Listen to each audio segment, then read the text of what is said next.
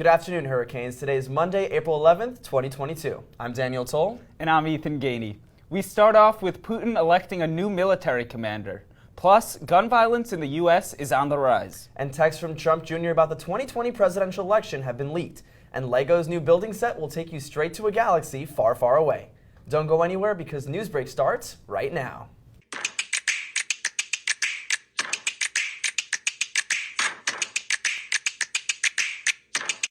Russian President Vladimir Putin has ushered in a new general, Alexander Dvornikov, to lead the attack on Ukraine.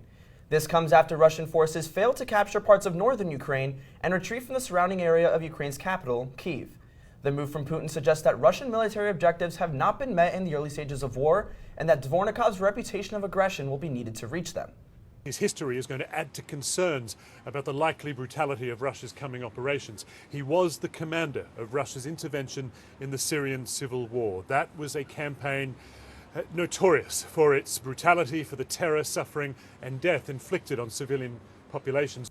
As Putin's new general, Dvornikov enters his new role with 40 years of military experience and will be the first person to have full control of Russia's military strategies since the start of the Ukraine invasion. Gun violence and crime is spiking in the U.S. 2 people were found dead after a gunman opened fire early Sunday at a nightclub in Cedar Rapids, Iowa. 10 others were wounded before authorities arrived at the Taboo nightclub and lounge. However, police say officers patrolling downtown were able to respond quickly.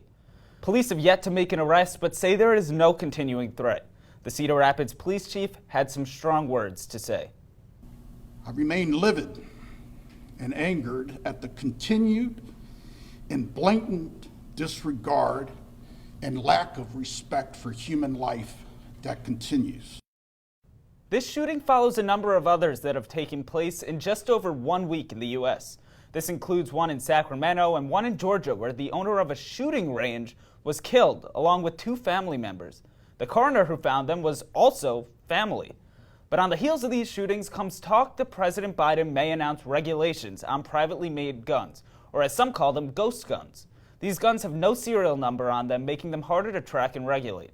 But the new rule would classify the components used to make them as firearms, making them easier to control. The White House plans to address the issue of gun violence later on today. We now turn to our reporter Juliette Valle, who has updates on Trump Jr.'s text messages about the 2020 election being leaked. Juliette? Thanks, guys. A newly released text chain from Donald Trump Jr. shows he was scheming to overturn election results days before the votes were fully counted. The House Select Committee investigating January 6 obtained text messages sent to House Chief of Staff Mark Meadows on November 5th. It lays out a strategy to keep Trump in office.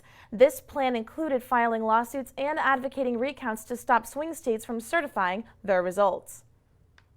Make sure everyone gets out and vote, because if you don't, they are going to steal it from you. And have Republican state houses sent, quote, fake Trump electors to Washington. Trump and his supporters executed many tactics similar to what was written in these texts. But Trump Jr.'s lawyer claims the message probably originated from someone else, and his client only forwarded it to Meadows. This is a developing story, so until we find out more, I'm Juliette Valle. Now back to you guys at the desk. Thanks, Juliette. And now, this is where the fun begins. The long-awaited release of LEGO Star Wars The Skywalker Saga finally arrived last week, and fans have been raging about the video game ever since.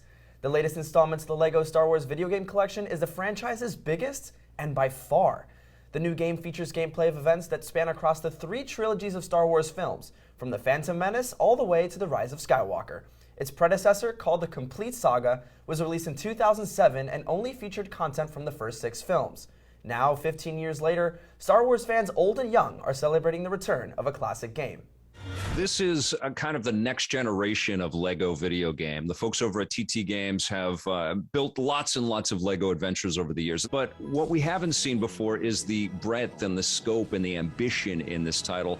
The Skywalker Saga took little time to make history after its launch. Within 24 hours, the game shattered the previous franchise record of most active players at a time by more than 50,000 people.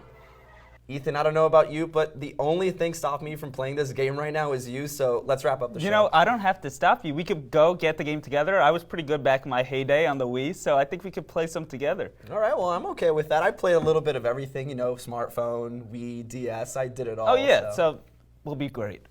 That's all the time we have for this edition of NewsBreak. Tune in on Wednesday for our next episode. Have a great start to your week, Hurricanes.